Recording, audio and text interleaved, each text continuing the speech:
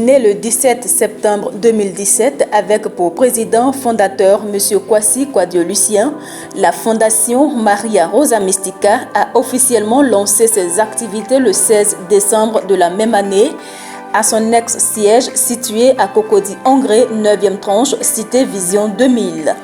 Organisation non gouvernementale d'utilité publique et à but non lucratif dont l'actuel siège est situé à Cocody-Angré, cité Soleil 2, la fondation intervient dans les 5 domaines suivants: lutte contre la faim, autonomisation de la femme, éducation, formation et insertion professionnelle, protection de l'environnement, santé et hygiène publique. Suivant sa devise « Aider mon prochain, ma mission », la Fondation s'est assigné l'objectif principal de contribuer à la lutte contre la pauvreté et à la protection des personnes vulnérables sans discrimination. Considérant que la vulnérabilité est plus accentuée chez les femmes et les enfants, surtout des familles pauvres, la Fondation se fait beaucoup solidaire à leur endroit. Ainsi, elle a fait la prise en charge de plus de 300 enfants en conflit avec la loi afin de les réinsérer dans la vie active. Mensuellement,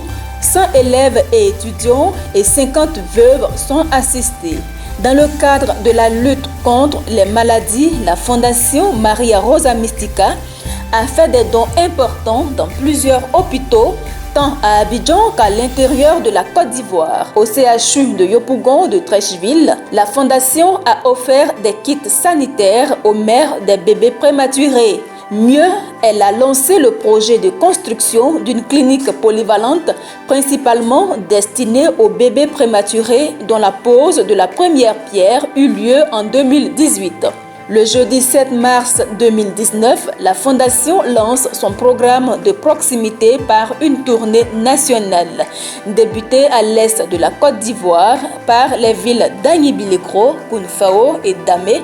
Cette tournée nationale a conduit une forte délégation de la Fondation et des fidèles de la communauté Maria Rosa Mystica, avec à leur tête le président Kwasi Kwadwo-Lucien, ont parcouru environ 2000 km de l'est à l'ouest, Man, Diokwe, Bangolo, en passant par le centre Bouaké, Yamoussoukro.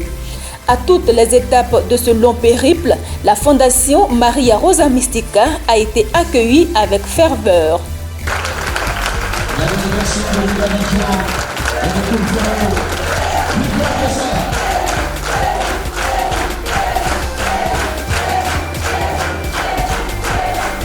Une mission dont l'objectif était de rencontrer les populations provinciales, surtout des zones rurales, pour découvrir leurs conditions de vie, pour recueillir leurs difficultés et besoins.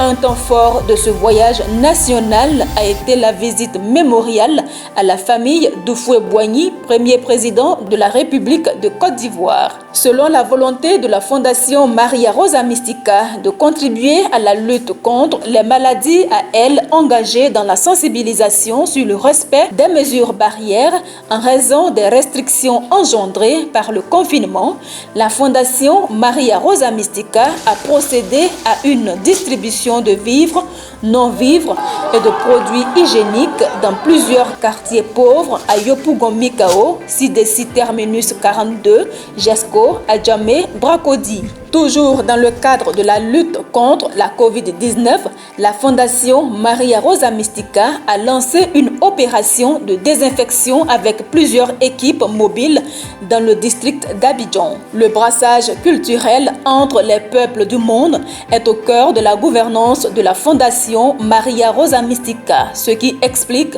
le voyage de recherche d'une forte délégation de la Fondation en Guinée, précisément dans le département de Késidougou.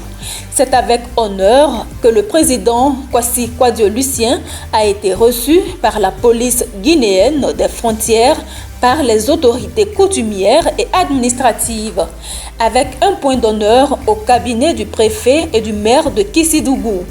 Un temps fort de cette visite en Guinée a porté sur la visite au village historique de Mara, où la délégation du président Kwasi Kwadwo-Lucien a été instruite sur la valeur sacrée et pacifique des 3 pierres ancestrales des peuples Ntia, Farama et Fansola pour une triplice alliance de paix perpétuelle. C'est fort de toutes ces actions de bienveillance que le président Kwasi Kwadwo-Lucien a reçu plusieurs distinctions honorifiques tant sur le plan national qu'international. Ambassadeur de paix en 2018, meilleure ONG caritative en 2020.